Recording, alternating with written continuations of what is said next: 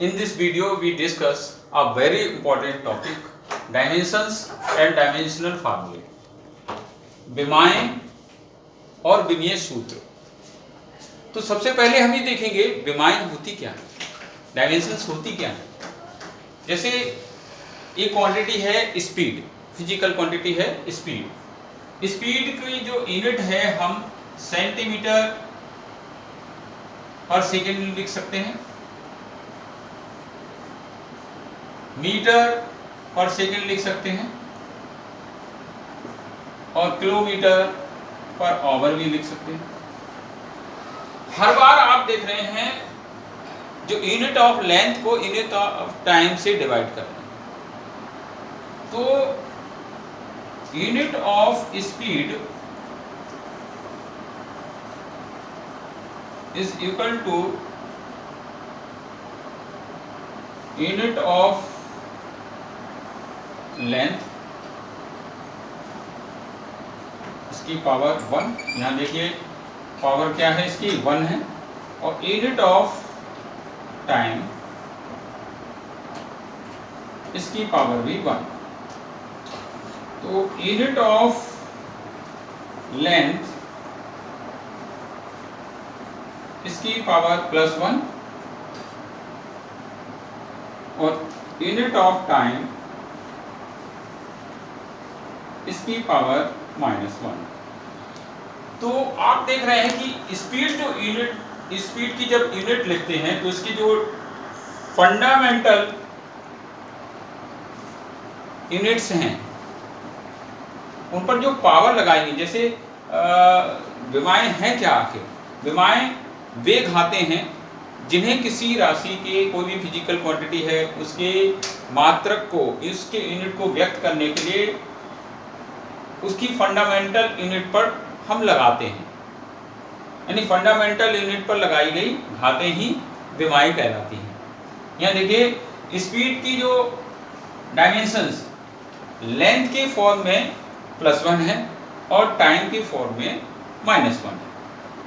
तो ये जो फंडामेंटल यूनिट्स के ऊपर जो पावर लगाई गई है इन्हीं को डायमेंशंस कहते हैं।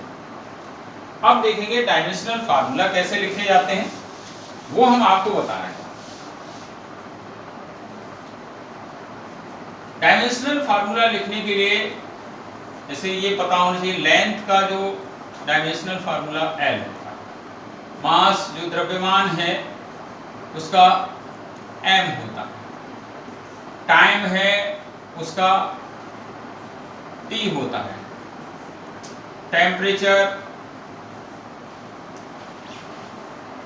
इसका थीटा होता है, इलेक्ट्रिक करंट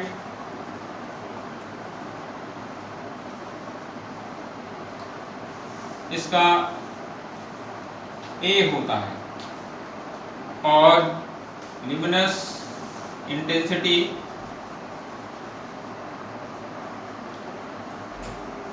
इसका, इसे CD से CD लिखते हैं।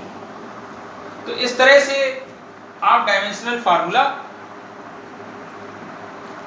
लिखने से पूर्व आपको ये पता होना, लेंथ को L से, मास को m से, टाइम को t से, टेम्परेचर को थीटा से, इलेक्ट्रिक करंट को E से, ल्यूमिनस इंटेंसिटी की आवश्यकता नहीं पड़ेगी, केवल यहाँ तक आपको पता होना चाहिए इलेक्ट्रिक करंट का। अब जैसे हमें कोई भी डायमेंशनल फार्मूला, जैसे एरिया है, सबसे पहले हम यही बता रहे हैं, क्षेत्रफल, एरिया का डायमेंशनल फार्मूला निकालना है। तो एरिया का जो फार्मूला, सिंपल आप फार्मूला लिखते हो, लेंथ इंटू विड्थ, लंबाई गुणा चौड़ाई। लंबाई का जो डायमेंशनल फार्मूला L हो जाएगा, यहाँ देख रहे हैं तो जो चौड़ाई है वो भी लंबाई है, तो L यानी L1 L2 हो गया। तो इस तरह से डायमेंशनल फार्मूला आपने लिख लिया। ऐसे ही इसी तरह से वॉल्यूम है, आयतन, आयतन का क्या हो जाएगा, V = LBH, यानी ये आपको सिंबल के रूप में फार्मूला याद होना चाहिए। आप डायमेंशनल फार्मूला लिख सकते हैं, L B जो चौड़ाई है वो भी लंबाई है, तो H जो ऊंचाई है वो भी लेंथ है, तो L1 तो L3 हो गया। इसी तरह से हम यहाँ स्पीड या वेलोसिटी का भी निकाल सकते हैं। Velocity, speed is a scalar quantity and velocity is the vector quantity. फार्मूले इस तरह से लिखते हैं, v equal to S upon T. जब स्पीड लिखेंगे तो speed is equal to distance upon time. When we write velocity is equal to displacement upon time. तो यहाँ s क्या है, डिस्टेंस है या डिस्प्लेसमेंट है।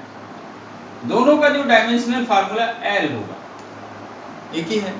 डिस्टेंस भी लंबाई है और displacement is the shortage distance between two point in a certain direction. तो उसका भी जो है डायमेंशनल फार्मूला L होगा। टाइम का क्या हो जाएगा t, तो ये हो गया LT माइनस 1। t को ऊपर ले गए तो ये t प्लस 1 है, ऊपर जाके माइनस 1 हो गया। तो इस तरह से स्पीड या वेलोसिटी का आप डायमेंशनल फार्मूला लिख सकते हैं। इसी अगला है एक्सीलरेशन। एक्सीलरेशन त्वरण का होता है a equal to delta v upon delta t। Rate of change of velocity is known as acceleration. वेग परिवर्तन की दर त्वरण कहलाती है। तो यहाँ वेग में जब चेंज, वेलोसिटी में चेंज होगा तो वो वेलोसिटी ही तो होगा। तो इसका जो डायमेंशनल फार्मूला LT माइनस 1 अभी निकाला आपने ऊपर, और delta t time interval, time interval is the time, time ही होगा तो इसका भी t, तो LT माइनस 2, इसको t को ऊपर ले गए। इसी तरह से हम फोर्स का निकाल सकते हैं। फोर्स को भी कैलकुलेट इसी तरह से कर सकते हैं। Force F is equal to ma, ये formula according to Newton second law. m is the mass, a is the acceleration, अभी आपने निकाला LT माइनस 2, क्या हो गया mLT माइनस 2। इस तरह से आप, इससे ये याद होना चाहिए, आप डायमेंशनल फार्मूला निकाल सकते हो। इसी तरह से वर्क हो गया, वर्क का W is equal to Fs, force into displacement. तो फोर्स का अभी निकाला आपने mLT माइनस 2, और डिस्प्लेसमेंट का अभी हमने आपको बताया क्या इस L हो जाएगा, तो ये mL2T माइनस 2। इस तरह से ये mL2T माइनस 2। इसी तरह से आप प्रेशर का भी निकाल सकते हो। प्रेशर का हो जाएगा P equal to F upon A। ये आपको सिंबल के रूप में फार्मूला ये पता होना चाहिए, F क्या है, A क्या है। तो normal force per unit area is known as pressure. तो यहाँ ये हो जाएगा mLT माइनस 2 फोर्स, और L2 क्या हो गया mL माइनस 1, इसको L2 को ऊपर ले जाओगे L माइनस 2 और L प्लस 1, L माइनस 1 और T माइनस 2। ये डायमेंशनल फार्मूला हो गया प्रेशर का। इसी तरह से हम काइनेटिक एनर्जी का भी कैलकुलेट कर सकते हैं। काइनेटिक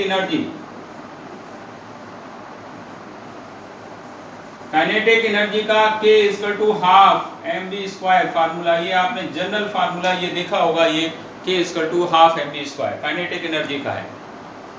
यहाँ हाफ का कोई डायमेंशन नहीं होगी, क्यों, 1/2, 1/3 कोई नंबर है, e की power x exponential series, log x या trigonometrical function cos x, sin x, tan x, और कोई कांस्टेंट है तो उसका कोई डायमेंशनल फार्मूला नहीं होता है।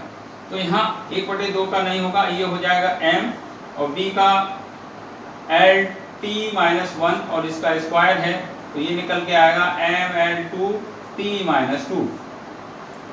इसी तरह से हम पोटेंशियल एनर्जी का भी निकाल सकते हैं। पोटेंशियल एनर्जी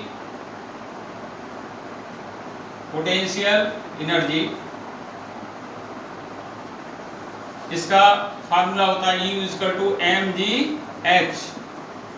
m का ये आपने फार्मूला पढ़ा होगा, m का m हो जाएगा g L T minus two और एच ये भी हाइट है तो एल हो गया M L two T minus to.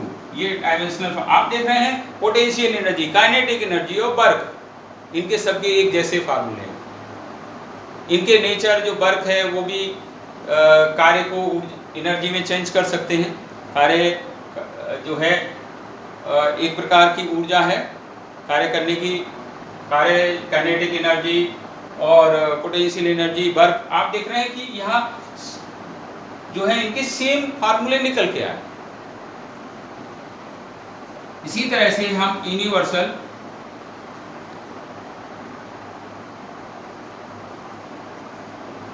Gravitational constant,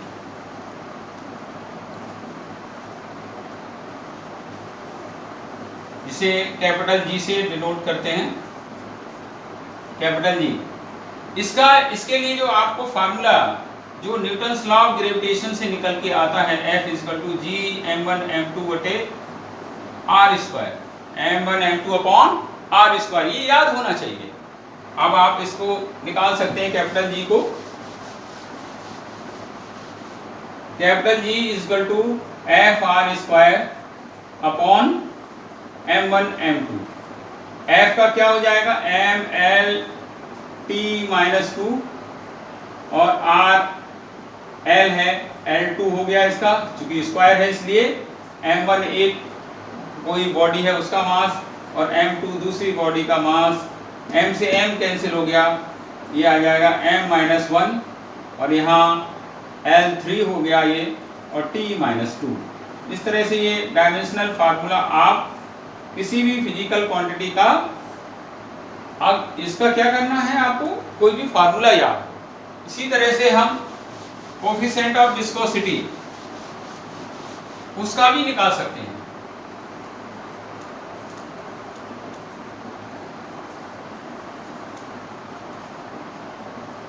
viscosity का आप निकाल सकते हैं, क्या होगा उसका जो फार्मूला है F equal to 6 pi eta R V. ये फार्मूला स्टोक्स ने एक फार्मूला दिया, कोई भी आर रेडियस की कोई भी स्टील की कोई स्फेरिकल बॉल है वो गिर रही है उसमें होमोजेनियस मीडियम में, तो उस पर लगने वाला जो फोर्स होगा वो इससे दिया जाएगा, विस्कस फोर्स।